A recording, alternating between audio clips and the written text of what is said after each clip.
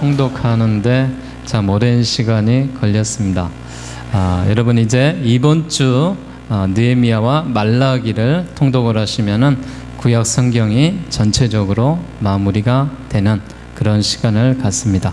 특별히 오늘 우리가 이 말씀을 중심으로 해서 나갈 수 있는 그런 시간들을 갖기로 원합니다. 이번 시간에는 특별히 에스라와 학개, 스가랴, 에스더를 중심으로 해서 성전의 재건 사건과 또 성전에 대해서 이제 포로들이 귀환되는 그런 모습들을 우리가 바라보게 될 것입니다. 그래서 여러분 에스라 성경에다가 페이지를 해서 이 노란 띠로 이렇게 올려놓으시고요. 뒤에 학개, 스가랴는 말라기 앞에가 있습니다. 그 성경은 여러분들이 그 뒤쪽으로 표시를 해서 저희들이 말씀을 찾고 보는데 도움이 될 수 있도록 그렇게 하겠습니다. 지금 우리가 성경을 통으로 보고 있습니다. 총 7트랙으로서 우리가 구분을 해서 성경을 나누고 있는데요. 여러분 아시다시피 모세 오경에 대해서 저희들이 나눴고요. 그 다음에 왕정의 정치 500년에 대해서 나눴습니다. 지금 저희들이 보고 있는 이 성경에 대한 말씀들은 페르시아 시대의 7권에 거쳐서 약 160년에서 170년에 있는 그 시간, 중간사 400년이 있기 전에 BC의 마지막 부분을 저희들이 통독하고 보고 있습니다. 이 성경 말씀처럼 하나님의 은혜와 사랑이 넘쳐날 수 있기를 바랍니다. 여러분 이제 이 말씀을 보시면 조금 정리가 되셔야죠. 지금 어떤 말씀을 지금 하겠다. 2주 동안 결석하신 분들은 이게 지금 무슨 소린가 지금 하겠는데, 제가 이것을 열심히 지금 계속해서 말씀드리는 것은 우리 광남 장로교회 성도들이 구약 성경을 딱 보면 이 성경은 어디에 있는 거야? 이 성경은 어떤 선지자가 쓴 거야? 이 선지자가 썼던 활동했던 시대는 이 시대야 라고 자신 있게 또 머릿속으로 암기하시고 또 외우시기 위해서 여러분들한테 늘 이렇게 도움을 주고자 합니다. 구약 성경 전체 목차를 다시 한번 여러분 펴보시고요. 성경 제일 앞에 있습니다. 구약전서 목차를 펴보시고 우리가 한 번 더 구약 성경을 통으로 한번 보도록 하겠습니다. 자, 모세 오경은 어디였죠? 시작. 창세기, 출애굽기, 레위기, 민수기, 신명기. 모세가 기록했던 모세 오경의 그 책을 이야기하고 있습니다. 구약 성경의 역사서는 총 12권입니다. 어디입니까? 시작. 여호수아, 사사기, 룻기, 사무엘상하, 열왕기상하, 역대상하, 에스라, 느헤미야, 에스더. 오늘 본 성경 에스라와 에스더는 어떤 성경이라고요? 역사서입니다. 역사. 그 구약 성경의 역사를 기록했던 그 기록에 대한 내용입니다. 선지자에 대한 이야기가 아니에요. 역사서에 대한 이야기가 에스라와 에스더에 대한 이야기는 역사의 흐름에 의해서 나타난 이야기입니다. 그리고 시가서가 5편이 있습니다. 어디죠? 시작. 욥기, 시편, 잠언, 전도서, 아가서. 이렇게 해서 5편의 이제 시가서로 구분이 되어져 있습니다. 그리고 이제 선지서가 총 17권으로 정리되어 있습니다. 자, 선지서가 제일 어려운 부분이다라고 말씀을 드렸어요. 왜냐하면 선지서들이 순서대로 나와 있는 것이 아니라 시대에 따라서 뒤에 있기도 하고 앞에 있기도 하고 이렇게 나와 있기 때문에 어렵습니다. 그래서 17권의 선지서만 정리를 잘 해놓으시면은 여러분들이 구약 성경을 통으로 내 머릿속에 들어올 수가 있습니다. 그래서 앞에 있는 5권을 가리켜서 대선지서다라고 이야기합니다. 어디죠? 이사야, 에레미야가, 에스겔, 다니엘. 이 5권의 성경을 가리켜서 대선지서다라고 말하는데, 이 선지자들이 큰 그런 선지자가 아니라 성경의 내용이 조금 길다. 그래서 이제 대선지서 이렇게 되어 있습니다. 그리고 소선지서는 나머지 12권입니다. 어디죠? 호세아, 요엘, 아모스, 오바댜, 요나, 미가, 나훔, 하박국, 스바냐, 학개, 스가랴, 말라기. 그 중에서 오늘 저희들이 보기를 원하는 것은 학개와 스가랴에 대한 이 선지서의 마지막 부분을 이야기하고 있습니다. 자, 이제 앞에 그림을 한번 봐보십시오. 특별히 선지서는 17권, 17명의 선지사가 기록을 하고 있는데, 이 선지서의 기록의 내용은 크게 3가지로 나눕니다. 어떻게 해요? 포로 전에 활동했던 시대의 선지자, 그리고 포로 시대에 활동했던 선지자, 포로 후에 활동했던 선지자로 나오고 있습니다. 자, 공부 잘하는 학생들은 짧은 거를 먼저 딱 외웁니다. 짧은 거를 먼저 외워서 어떤 시대가 제일 짧아요? 포로 시대가 다 짧아요. 그리고 포로 후의 시대가 짧죠. 이 5권 성경을 빼면 나머지는 다 언제예요? 포로 전의 시대입니다. 그래서 북이스라엘의 분열 왕국이 있었던 시대, 남유다의 분열 왕국이 활동했던 그 시대에 활동했던 선지자다라고 이해를 하시면 됩니다. 자, 포로 시대에는요, 자, 누구나 다 어때요? 포로가 되면 힘들어요. 그러니까 다 겔겔거려요.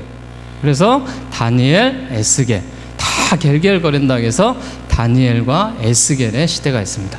포로 후에는 어때요? 이게 또 해방을 맞았어. 자유를 얻었어. 그러다 보니까 어때요? 개도 가고 말도 가요. 개도 가랴 말도 가랴.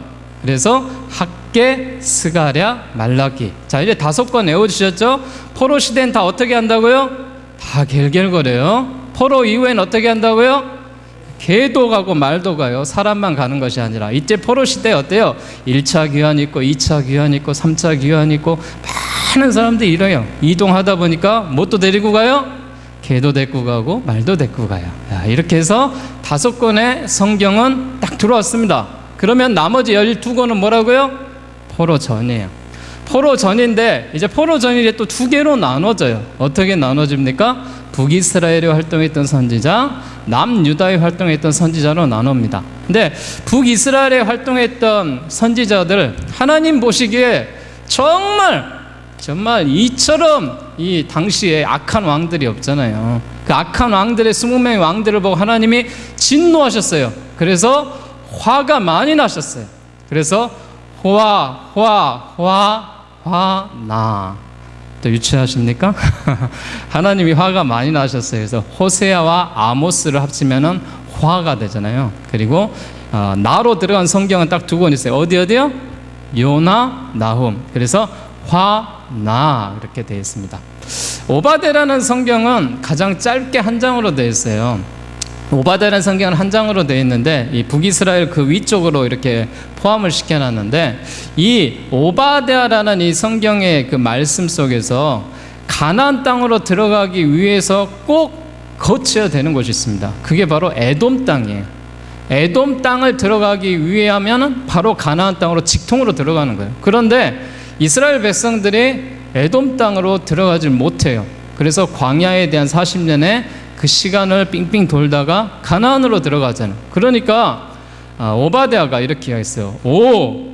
받아줘. 그러니까 에돔이 안 받아줬어요. 그래서 이걸로 인해서 어때요? 광야에 그런 시간들이 돌게 됐어요. 그래서 여러분 포로 전에 활동했던 신앙은 뭐예요? 화나. 받아줘. 그런데 안 받아주는 거야. 그리고 화가 정말 많이 나셨어요. 자, 그러게 되면은 이제 나머지 7개는 뭐예요? 남유다에 활동했던 선지자예요. 안 외워도 돼요. 왜요? 17개에서 총 12개였으면 7개는 안 외워도 되잖아요. 근데 여러분들한테 제가 외우기 쉽도록 또 보너스를 하나 드렸습니다. 하나님께서 참 남유다에 활동하고 있는 선지자들에게 너무나도 힘들고 괴롭고 또 고통하고 힘들어하는 나의 사랑하는 선지자들아 하면서 주님이 친히 찾아오셨어요. 주님이 그런데 오른손에 뭘 들고 오셨어요? 바카스를 들고 오셨어요. 바카스를. 왜요? 피곤할까 봐. 우리 선지자들 좀 쉬게 하려고. 그러자 하나님이 이 바카스를 손에 들고 오니까 선지자들의 7명이 모였어요. 하나님, 그 손에 있는 것이 무엇입니까? 그러자 하나님 이렇게 보여주셨어요. 뭐라고 했어요, 애들이? 바카스이에요. 이렇게 했어요. 그래서 7명의 그 선지서에 있는 사람들이 바카스이에요 해서 7명의 선지자들이 이렇게 나왔다는 이야기입니다. 유치하십니까? 저도 이야기하면서 좀 유치합니다. 그래도 어떻습니까? 외우는 데는 상당히 도움이 됩니다. 자, 바카스의 이름은 뭘까요? 시작. 예레미야, 하박국, 미가, 스바냐, 이사야, 에레미야, 에가, 요엘. 이렇게 해서 7권의 성경이 되었습니다. 제가 다음 주에 한 번만 더 이야기하겠습니다. 이제 물어보지 마십시오. 제가 물어보면은 그때부터는 우리 교회에서 성경 통독 공부 안 했다고 제가 할 겁니다. 자, 이제 본문으로 여러분 한번 들어가 보도록 하겠습니다. 22과 저희들이 포인트로 잡고 있는 이 에스라 성경을 중심으로 해서 우리가 말씀에 대한 이야기를 나누려고 합니다. 22과에 나와 있는 이 에스라 성경은요, 특별히 바벨론 제국이 망하고 페르시아 이 제국이 천하를 호령하는 주인이 되었을 때 그 시대 이야기입니다. 이 페르시아 고레스 왕이 바벨론 포로로 끌려왔던 사람들을 고국으로 돌려보내는 그런 일들을 했어요. 바로 우리가 눈물의 선지자 예레미야, 또 당시에 활동했던 그 안에서 이 포로 생활 안에서 활동했던 에스겔이라든지 다니엘이라든지 이런 선지자들을 우리가 잘 알고 있잖아요. 그 활동했던 그 선지자들 포로로 이렇게 잡혀갔던 그 시대가 있었잖아요. 그 시대가 바로 어떤 시대였어요? 바벨론 시대였어요. 근데 이 바벨론 시대가 끝나고 나서 어떤 시대가 돌아와요? 페르시아 시대가 돌아옵니다. 페르시아 시대에 와서 고레스 왕이 바벨론의 포로로 끌려왔던 사람들을 고국으로 돌려보내는 일을 했어요. 그래서 에스라 성경은 어때요? 1차 귀환, 2차 귀환 이렇게 되어 있습니다. 그리고 다음 주에 봐야 될 느헤미야 성경이 어때요? 3차 귀환이 되어 있어요. 그래서 이스라엘 백성들이 다시 고국으로 돌아가는 거예요. 그때 하나님이 그 선지자들을 통해서 계속 이야기했잖아요. 어떤 이야기? 바로 바벨론과 대항해서 싸우지 말고 애굽과 동맹해서 일을 벌리지 말고, 이거 볼륨 조금만 줄여주세요. 방송실 이거 볼륨 조금만 줄여주세요. 거기에 대해서 함께 하지 말고 어떤 이야기를 했어요? 바로 70년의 기간 동안 기다리라 그랬어요. 근데 기다리질 않는 거예요. 기다리질 않고 계속해서 그런 일을 함으로 인하여서 바로 남유다가 멸망을 했던 그런 우리가 역사적인 사건들을 볼 수가 있습니다. 이제 그로부터 이제 페르시아가 이 나와 있는 에스더의 기록의 이 사건들을 통하여서 에스더에 대한 기록의 사건들을 보면서 계속해서 그 성경 중간중간에 하나님이 역사하시는 그런 모습으로 나오고 있습니다. 그래서 재건 공동체의 이야기를 우리가 지금부터 하는데, 바로 22과 우리가 에스라서를 보는 가장 키포인트는 여기에 있습니다. BC 537년에 페르시아 왕 고레스의 조서가 발표되기 시작함으로 인하여서 유대인들이 3번에 걸쳐서 예루살렘으로 귀환을 합니다. 그래서 이 에스라를 중심으로 해서 우리가 말씀을 보게 되는데, 크게 에스라 1장에서 4장까지 한 대목을 보고요. 학계 스가랴가 왜 들어가 있었겠어요? 그 역사서 안에 그때 활동했던 선지자예요. 그러기 때문에 학계 스가랴를 넣은 거예요. 에스라 성경과 뛸 수가 없기 때문에 함께 여러분한테 통독을 해야 된다라고 읽으라 하는 거예요. 이 성경을 읽으신 분들은 알 거예요. 왜 에스라서와 학계 스가랴가 붙어져 있는지. 에스라는 앞에 있고 학계 스가랴는 제일 뒤에 있잖아요. 그런데 그 이야기가 나옵니다. 그리고 나서 5장, 6장에 대해서 학계 스가랴가 활동을 하면서 에스더라는 그 성경의 역사적인 그 이야기를 하고, 에스라서가 7장에서 10장까지 마무리되는 그런 모습으로 되어져 있습니다. 자, 본문 안으로 이제 들어가 보도록 하겠습니다. 자, 1차 귀환과 성전의 재건을 시도하는 그런 페르시아 왕 고레스가 바벨론이 포로로 잡아간 사람들을 본국으로 돌려보내는 그런 정책을 핍니다. 바로 포로 귀환은 예배와 율법, 언약의 회복을 위한 것으로서 우리가 알고 있습니다. 그래서 에스라 성경을 볼 때는 하나님께서 포로 귀환을 왜 하셨을까? 하나님이 포로 귀환을 하신 이유는 율법과 언약과 회복을 위한 것입니다. 하나님께서 이런 회복을 주시기 위해서 이런 일을 하셨습니다. 이 에스라라는 뜻은 여호와가 도와주신다라는 뜻을 갖고 있어요. 그래서 이 에스라는 누구냐면은 아론의 제사장의 후손입니다. 그래서 이제 페르시아 왕이라고 하고 성경은 뭐라고 돼 있어요? 바사 왕이다 이랬습니다. 같은 말이에요. 그 페르시아 왕 바사 왕 고레스가 바벨론이 포로로 잡아온 사람들을 본국으로 돌려보내는 그런 정책을 했습니다. 누가 잡아왔던 이스라엘 백성들을요? 바벨론에서 포로로 잡아왔던 이스라엘 백성들을 누가 돌려보낸다고요? 페르시아 왕이 돌려보내는 그런 정책을 썼어요. 이 고레스 왕이 참 이방의 왕이지만은 어떤 왕입니까? 바로 포로를 귀환해서 돌려보내는 왕이에요. 그리고 무엇을 명령하냐? 너희 나라에 가서 성전을 다시 재건하라는 거예요. 황폐하고 무너졌던 성전을 다시 한번 일으켜 세워라라는 이 말씀에 허락을 해주는 분이 바로 이 여기 나와 있는 고레스 왕입니다. 그래서 우리가 3절과 4절 말씀 아까 봉독을 했죠. 이스라엘의 하나님은 무엇이다? 참 신이다. 너희 중에 그 백성된 자는 다 유다 예루살렘으로 올라가서 이스라엘 하나님 여호와의 성전을 건축하라. 그는 예루살렘에 계신 하나님이시라 라고 말합니다. 그 남아있는 백성이 어느 곳에 머물러 살든지 그곳 사람들이 마땅히 은과 금과 그 밖의 물건과 짐승으로 도와주고 그 외에도 예루살렘에서 하나님의 성전을 위해서 예물을 기쁘게 드릴지어다. 바로 성전의 제거를 누가 도와줘요? 페르시아 왕의 고레스가 도와주고 있는 거예요. 이 말씀을 통하여서 포로를 귀환시키고 성전에 대한 재건에 대한 이야기가 나옵니다.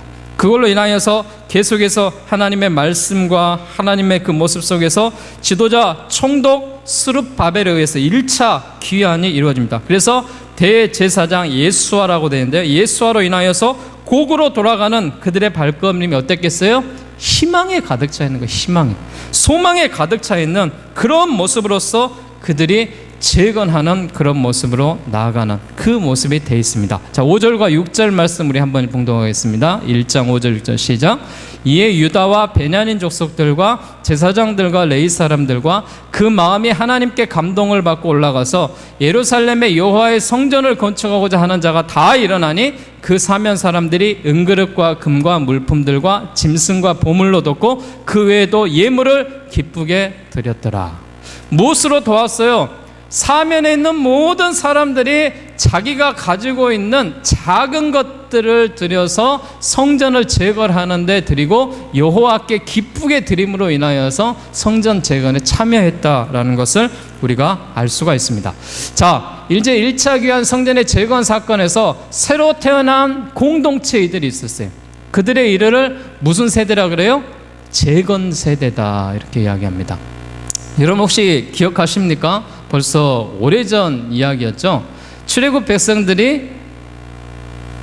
백성들이 광야에서 생활했던 그 세대를 무슨 세대라 그랬어요? 네. 광야 세대, 만나 세대 우리가 이렇게 했던 그 기억나십니까? 그러면서 어때요?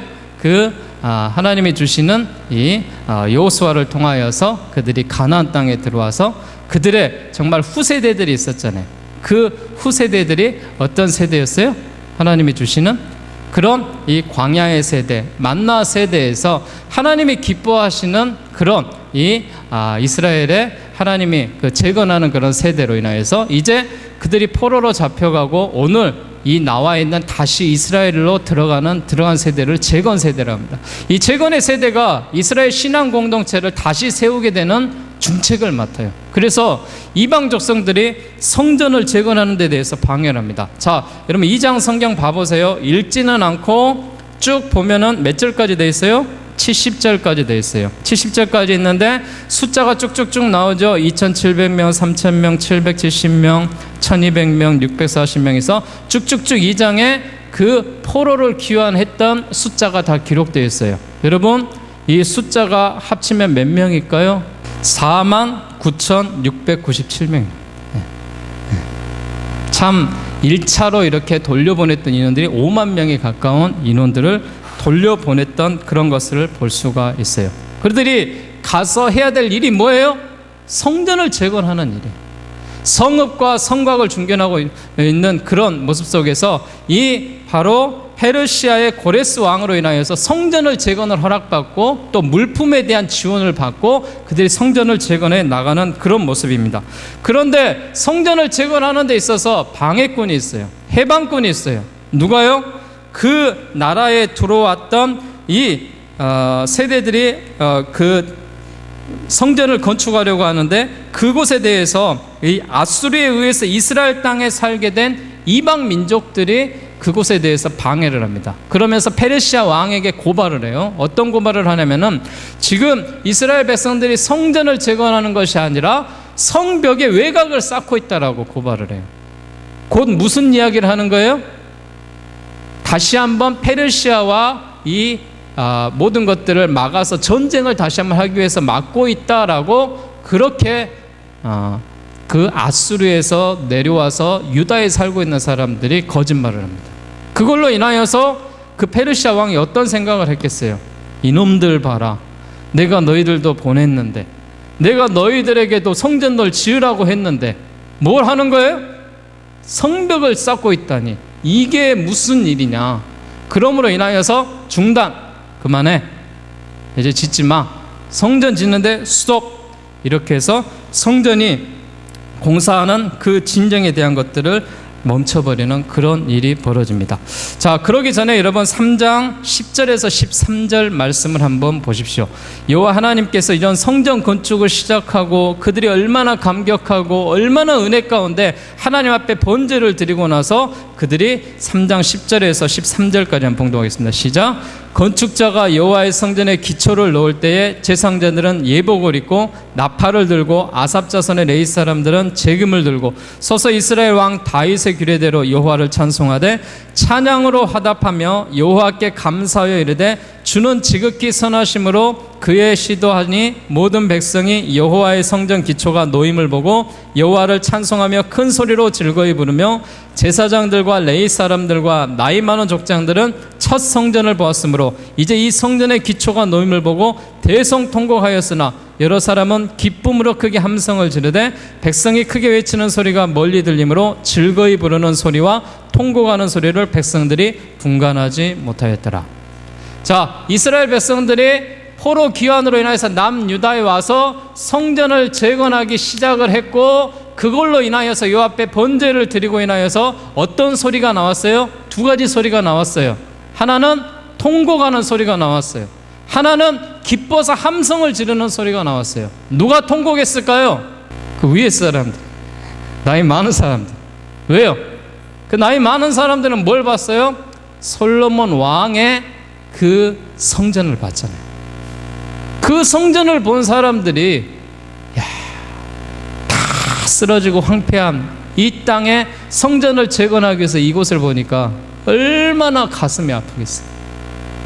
얼마나 슬펐겠냐고요. 그래서 이들은 통곡을 하는 거예요. 근데 그 후세대들은 뭐예요? 이 솔로몬의 성전을 몰라요.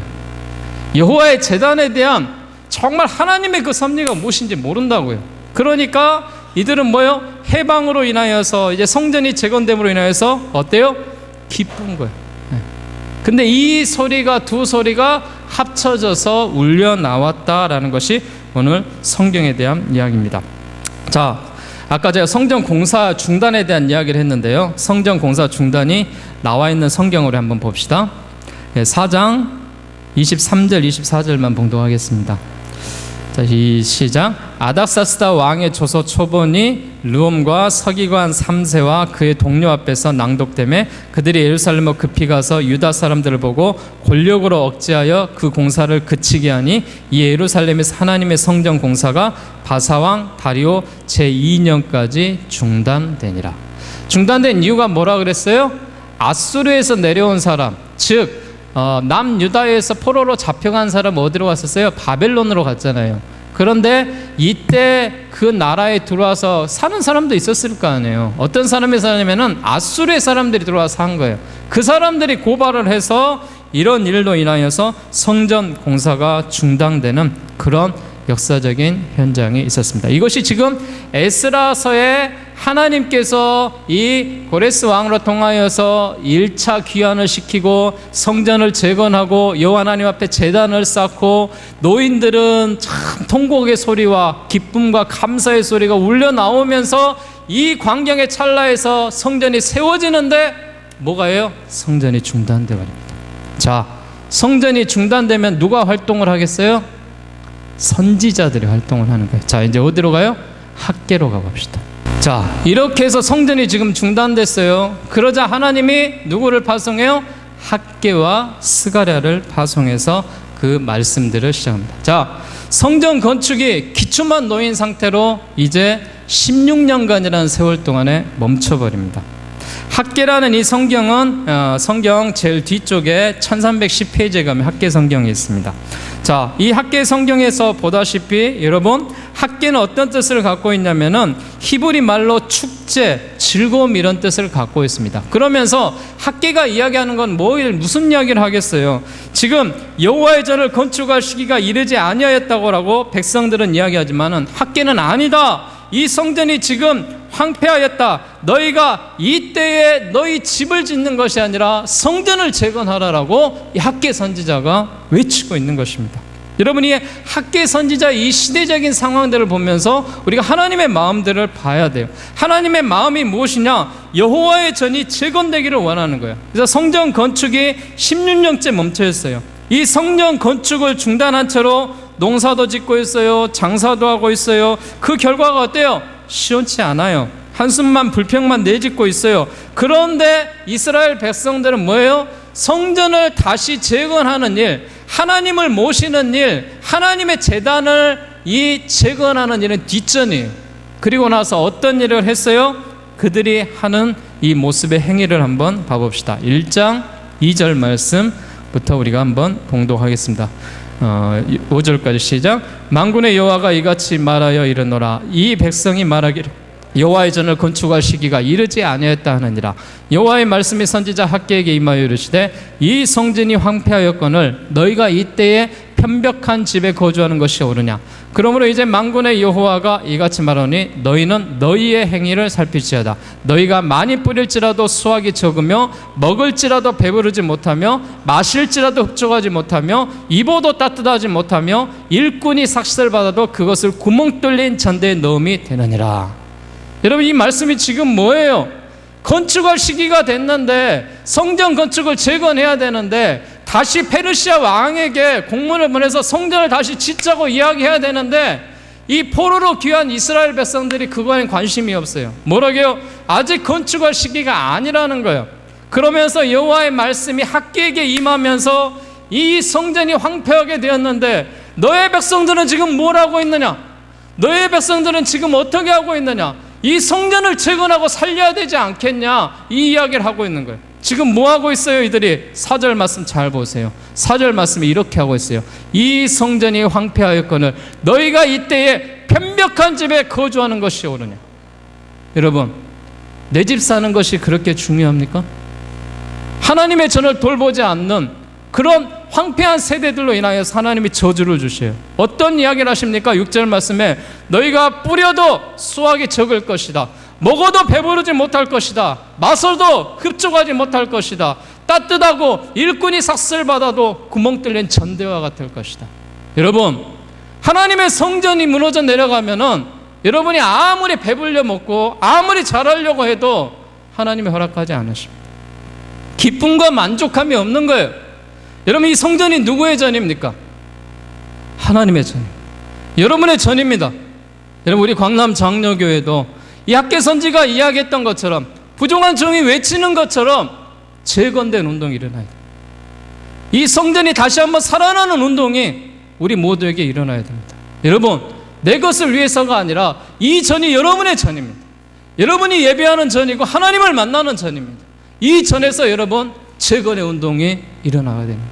그래야 하나님이 우리에게 놀라운 은혜로 쓰여주시는 겁니다. 자, 그걸로 인하여서 이제 드디어 만군의 여호와가 너희에게 자신들의 행위를 살필지어다라고 8절에 이야기하십니다. 시작. 너희는 산에 올라가서 나무를 가져다가 성전을 건축하라. 그리하면 내가 그것으로 말미암아 기뻐하고 또 영광을 얻으리라. 여호와가 말하니라. 하나님이 뭘 갖고 지으라는 거예요? 금과 은과 보화를 갖고 지으라는 거예요? 아니에요. 너희가 가서 나무를 가져다가 성전을 건축하라는 거예요. 작은 것들을 가져서 서로 힘을 모아서 함께 기도함으로 말미암아 성전을 재건하는 일에 너희가 열심히 하라는 것입니다. 그러면서 9절에 이렇게 이야기합니다. 시작. 만군의 여호와가 이같이 말하 이르노라. 이 백성이 말하기를 여호와의 전을 건축할 시기가 이르지 아니하였다 하느니라. 계속해서 그런 시기에 대한 이야기를 하고 있어요. 9절에 다시 이야기합시다. 시작. 너희가 많은 것을 바랐으나 도리어 적었고 너희가 그것을 집으로 가져갔으나 내가 불어버렸느니라. 나 만군의 여호와가 말하노라. 이것이 무슨 까닭이냐. 내 집은 황폐하였으되 너희는 각각 자기의 집을 짓기 위하여 빨랐습니다. 아무리 여러분 내 집을 지으려고 해도 하나님께서 허락하지 아니하시면은 여러분 안 돼요. 여러분 집 사서 비리는 분들 많이 있죠? 예. 하나님 앞에 여러분이 어떻게 행하셨나 한번 기도하십시오. 하나님의 그 모습 속에서 하나님이 기뻐하시는 모습으로 여러분 해야지만이 집이 내 집이 되는 거예요.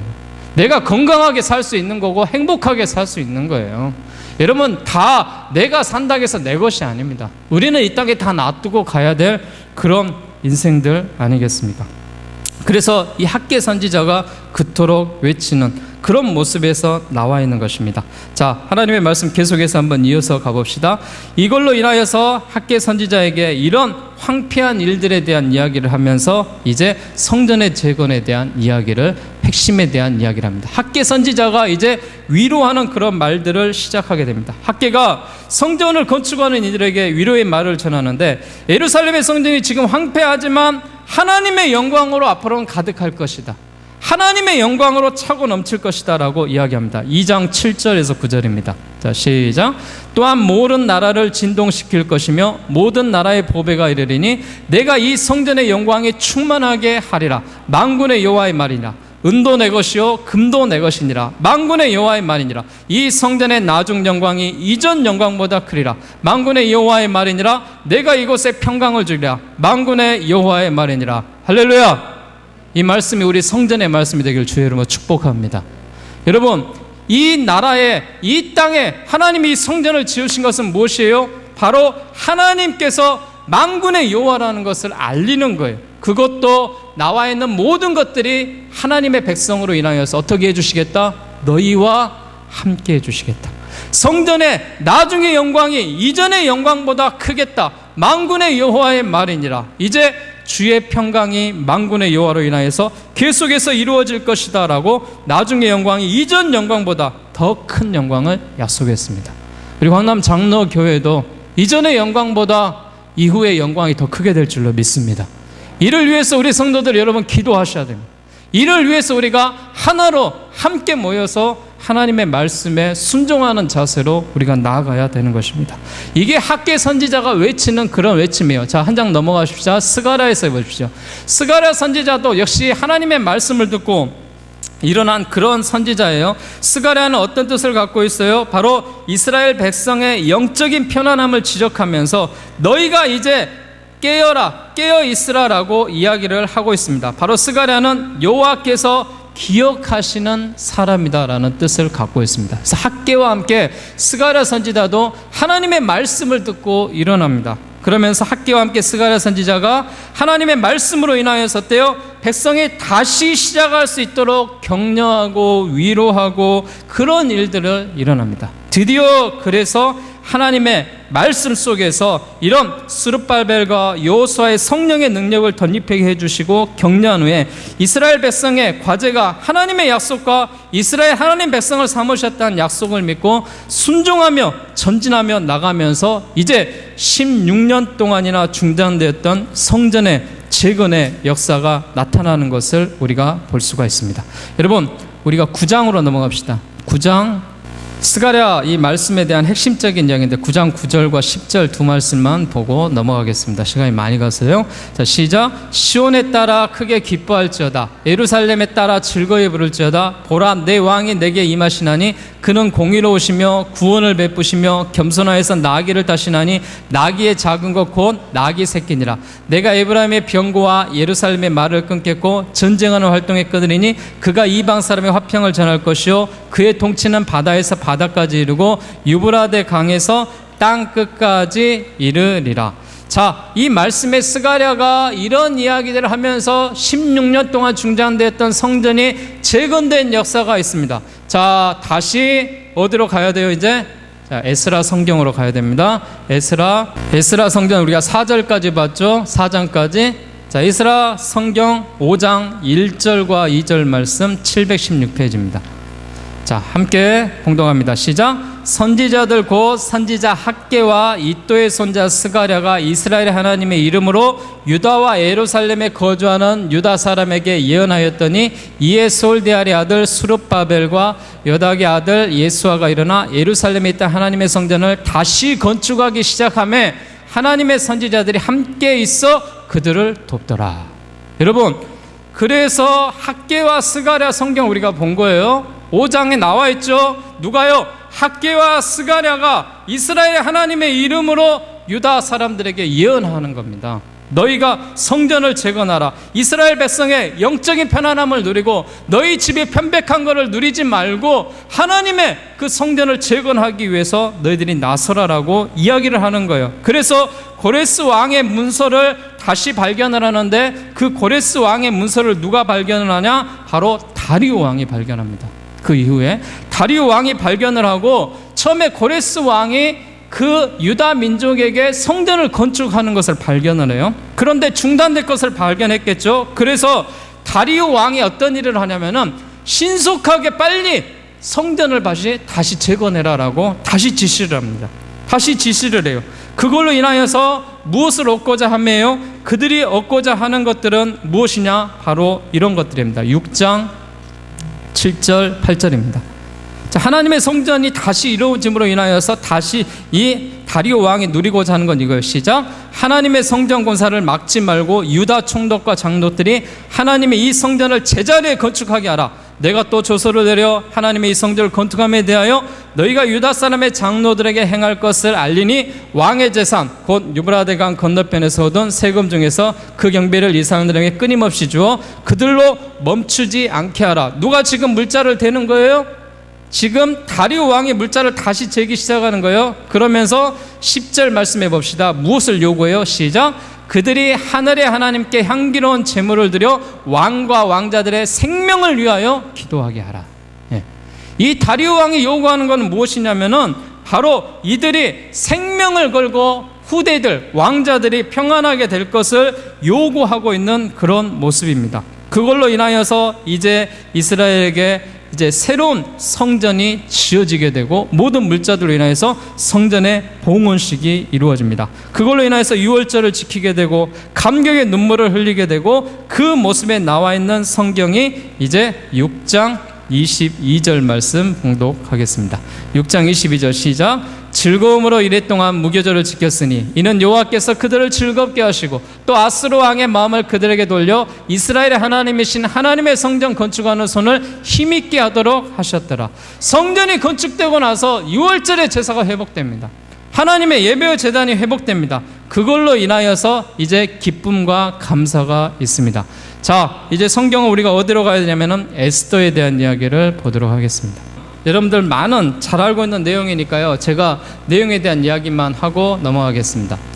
이 성전 재건의 이 기쁨으로 인하여서 누리고 에스더의 그런 이야기가 나오는데 페르시아 아하스의 왕으로 올라가 3년째 되던 해 새로운 왕후를 뽑는 일이 있었습니다. 새로운 왕후를 뽑게 되는데 누가 뽑히게 되냐면은 바로 유대 출신이고 부모가 없이 자랐던 사촌 모르드게 손에 자랐던 하나님의 섭리 가운데 에스더가 생 왕후의 자리에 오르게 됩니다. 자, 이걸로 인하여서 아하수에로 왕이 이제 다시 한번 하나님의 그 모습 가운데 그런 이 왕후 에스더를 맞이하고 이스라엘 민족을 구원하는 그런 사건이 벌어지는 그런 모습이 나와 있습니다. 하만, 당시에 하만은 어떤 사람이냐? 아하수에로 왕의 신하들 중에 최고의 권위의 자리 갖고 있는 그런 사람입니다. 매우 거만하고 그는 자기에게 절하지 않는 그런 모르드게와 유다의 민족들을 죽이려고 하는 계획을 세웠던 그런 왕입니다. 그 왕으로 이 최고의 그 선지자 신하로서 우리가 나와 있는 것을 볼 수가 있습니다. 자, 이 에스더서 3장 말씀에 하만 사람들을 멸하고자 하는 그런 계획들이 나오는데요. 3장 6절 말씀 봅시다. 자, 시작. 그들이 모르드게의 민족을 하만에게 알림으로 하만이 모르드게만 죽이는 것이 부족하다고 생각하여 아하수에로의 온 나라에 있는 유다 및 모르드게 민족들을 다 멸하고자 하더라. 하만의 계획이 무엇이냐면은 모르드게를 비롯해서 유다 민족을 다 죽이겠다는 그 일을 하고 있습니다. 이게 바로 페르시아 왕 아하수에로의 이 왕의 통치 세일 때 이뤘던 일이에요. 그걸로 인하여서 에스더가 어떤 일을 합니까? 자, 4장 16절입니다. 자, 시작. 당신은 가서 수산에 있는 유다인을 다 모으고 나를 위하여 금식하되 밤낮 3일을 먹지 말고 마시지도 마소서. 나도 나의 시녀와 더불어 이렇게 금식한 후에 규례를 어기고 왕에게 나아가리니 죽으면 죽으리이다 하니라. 모르드게가 가서 에스더가 명령한 대로 다 행하니라. 이 에스더가 지금 이야기하고 있는 게 뭐예요? 3일 동안 금식을 하라는 거예요. 이 일을 갖고 금식을 해서 하나님 앞에 구하라는 거예요. 그러면 하나님이 응답해 주시겠다라고 이야기를 하고 있습니다. 자, 드디어 이제 왕이 모르드게를 존귀하게 여기고 그런 일들로 나와 있습니다. 그걸로 인하여서 이 에스더가 잔치를 베풀어요. 왕의 잔치를 베풀어요. 그래서 누구를 초대하냐면은 왕과 하만을 초대합니다. 왕과 하만을 초대하면서 그들이 하만에 대한 음모들을 우리가 알 수 있어요. 그러면서 하만이 무엇을 허락받냐면은 이스라엘 백성들을 다 죽일 것을 허락받아요. 근데 그날 밤 첫 번째 이 왕과 그 다음에 하만을 불러서 잔치를 베풀고 나서 그들이 어떤 일을 보냐면은 그 아하수에로 왕의 잠이 오지 않는 거예요. 잠이 안 오는 거예요. 그날 밤에. 그래서 뭘 하냐면은 그날 밤에 명령을 해서 6장입니다. 6장 1절에 그날 밤에 왕이 잠이 오지 않으므로 명령하여 무엇을 가져오게 하라? 역대 일기를 가져오게 하라. 근데 그 기록을 보니까 어떤 일기가 기록되어 있습니까? 그 기록된 사건이 무엇이냐면은 바로 암살자들로 인하여서 음모를 해서 이 왕을 죽이려고 하는데 모르드게가 이 에스더에게 그 일을 알림으로 인하여서 에스더가 그 일을 왕에게 알려요. 그 왕에게 알리고 나서 왕이 살아납니다. 그런데 한 번도 이 모르드게가 그 일을 해서 알려줬습니다 하고 있는데 잊어버렸어요. 왕이 기록만 남겼어요. 근데 이 왕이 그날 밤에 유다 민족과 모르드게를 죽이라고 사인하는 그날 밤에 잠이 오지 않아서 역사의 기록을 봤는데 그거를 빼갖고 왔어요. 하나님의 섭리고 뜻이에요. 그걸로 인하여서 왕이 그 모습을 보고 나서 하만을 들어오게 해서 이렇게 명령합니다. 6절입니다. 하만이 들어와 왕이 묻되 왕이 존귀하게 여기기를 원하는 사람에게 어떻게 해야 되겠느냐. 하만이 어떤 생각을 했어요? 자기가 최고의 지도자잖아요. 그러니까 자기에게 상을 주려고 하는가 보다. 그래서 하만이 왕께 이렇게 이야기해요. 왕이시여, 왕이 입으신 왕복을 입고 왕께서 타시는 말과 머리에 쓰시는 왕관을 가져다가 저 많은 사람들에게 돌아가면서 그들을 태워서 성중의 거리에 나가서 이 사람이 정말 존귀한 사람이다라고 외칩시다. 이렇게 이야기해요. 하만이 누구를 생각했어요? 자기를 생각했어요. 그러니까 이 아하수에로 왕이 뭐냐? 그래, 하만 네가 모르드게를 가서 그렇게 해라. 이렇게 명령을 해요. 그걸로 인하여서 어때요? 하만이 화가 더 막 치밀러 오르는 거예요. 자기가 죽이려고 했던 이 유대 민족을 말을 태워서 이 백성들에게 이런 일을 하다니 너무나도 억울합니다. 그리고 나서 에스더가 3일 동안 금식을 하고 그 잔치를 베풀면서 내가 죽으면 죽으리라 라는 그 결단을 가지고 둘째 날 하만과 왕을 초대합니다. 그래서 하만과 함께 왕후 에스더가 잔치를 벌려서 이튿날에 술을 마시면서 이 왕이 너무나도 기분이 좋은 거예요. 7장 2절입니다. 시작. 왕이 둘째 날 잔치에 술을 마실 때 다시 에스더에게 물어 이르되 왕후 에스더여, 그대의 소청이 무엇이냐? 다 허락하겠다. 그대의 요구가 무엇이냐? 나라의 절반이라도 할지다 시행하겠노라. 여러분, 여자는요 남자를 다스립니다. 그래서 여자들이 지혜로우셔야 돼요. 네. 남자가요 딱 작정을 하면은 여자가 해주라는 대로 다 해주잖아요. 그러니까 여자들이 현명하고 지혜로워야 되는 거예요. 왕후 에스더가 이렇게 왕한테 말합니다. 왕이여, 내 소청이 내 생명을 내게 주시고 내 요구대로 내 민족을 주소서. 내가 요구하는 것은 하나님께서 당신의 그 아내로 산 나에게 내 민족 유다 민족과 모르드게를 살려달라라고 이야기를 합니다. 그러면서 아하수에로 왕이 에스더에게 말합니다. 감히 누가 이 나의 아내의 민족들을 죽이려 하느냐? 누가 모함을 했느냐? 어떻게 해서 이런 일이 벌어질 수가 있느냐? 그러므로 인하여서 모르드게가 이 일도 인하여서 삼촌이 함께 한 것을 보고 하만이라는 자가 이렇게 했습니다라고 누구와 누구를 초대했어요? 하만과 왕을 초대하면서 하만에 대한 이야기를 합니다. 하만이 어떤 일을 했냐면 앞에 보면은 이 모르드게를 죽이려고 나무를 매달아 죽이려고 나무를 만들어 놨어요. 그러자 왕이 화가 나서 어떤 일을 해요? 저 나무에 모르드게를 매는 것이 아니라 하만을 매달아라 하면서 인생에 대한 역정과 민족을 살리는 에스더의 그런 역사적인 현장이 이 에스더의 기록에 나와 있습니다. 여러분, 에스더의 성경을 한번 쫙 읽어보면은요, 영화로도 나와 있어요. 영화로도. 이 영화 보면은요, 얼마나 감격스러운지 그 영화를 한번 여러분 봤으면 좋겠습니다. 자, 이제 마무리하도록 하겠습니다. 다시 바쁘네요. 에스라로 다시 가셔야 됩니다. 에스라의 성경으로 가서 우리가 마지막 2차 귀환에 대한 이야기를 하고 마무리하겠습니다. 에스라, 우리가 이 하나님이 주시는 말씀 속에서 7장입니다. 7장 6절과 7절 말씀 보겠습니다.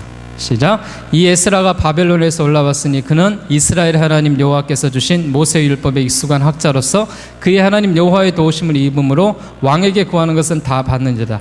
아닥사스다 왕 제7년에 이스라엘 자손과 제사장들과 레위 사람들과 노래하는 달과 문지기들과 느디님 사람들부터 몇 사람이 예루살렘을 올라갈 때 이 에스라가 올라왔으니 왕의 제7년의 5째 달이니라.